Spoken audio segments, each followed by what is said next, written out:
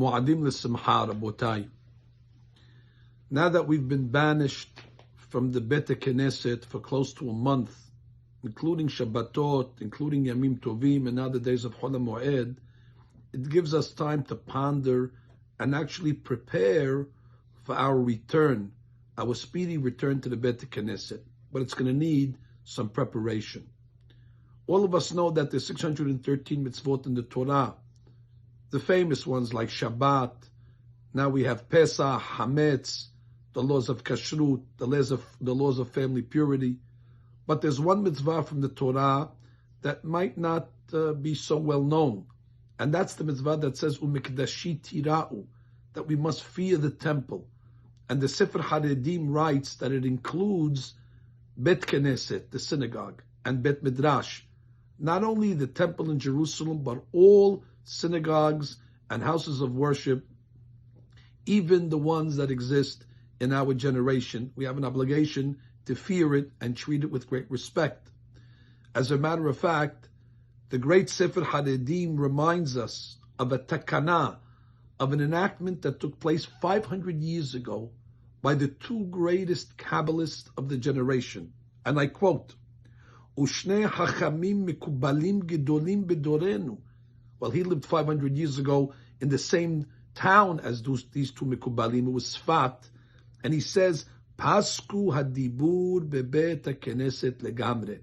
They made a takana, no more talking in the synagogue at all, except for Divrei Torah and Yirat Hashem and things that have to do with fear of God.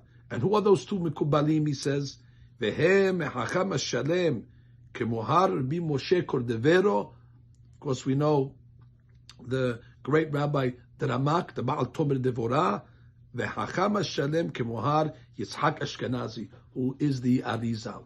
So you see, this is not something new. Hachamim, for hundreds of years, have been establishing takanot in order to preserve the sanctity of the Bet Knesset. And I'd like to tell you something, Rabotai. We've been praying at home. Well, maybe the prayers at home are not with the same kavanah that we have in the Bet Knesset. Maybe they're not as long as the prayers in the Bet Knesset. And clearly we cannot answer Kaddish and Barechu and Birkat Kohanim.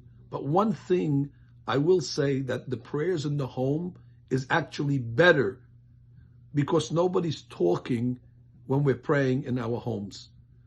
During the time of Tefillah, for the time of Sha'arit, we're not talking to anybody. We open the Siddur, we start from the beginning to the end, and we close the Sefer. One thing we're fixing, at least in the prayers in the homes that we're practicing, is not to talk during our prayers. And that's a good preparation for when we come back, that we have to accept upon ourselves, not only mentally, but I'm going to tell you today, we have to accept it in writing. In writing? Why do we have to accept it in writing? There's a Gemara in Shabbat that says that there was a great rabbi called Rabbi Ishmael, and it says that he, by mistake, unwittingly, tilted the candle on Shabbat, and he caused the oil to go towards the ner, and that was Hilul Shabbat. And it says in the Gemara that after he did that, it says, Katav al Pinkaso, he wrote on his ledger, Ani Yishmael ben Elisha, I Yishmael ben Elisha, Kariti ve'titi, I did this sin. And when the Bet HaMikdash will be built, I pledge to bring a Korban Chatat. Now, why didn't Rabbi Yishmael just accept it in his brain? Because he wanted to do an action. He didn't want to wait for the Bet HaMikdash.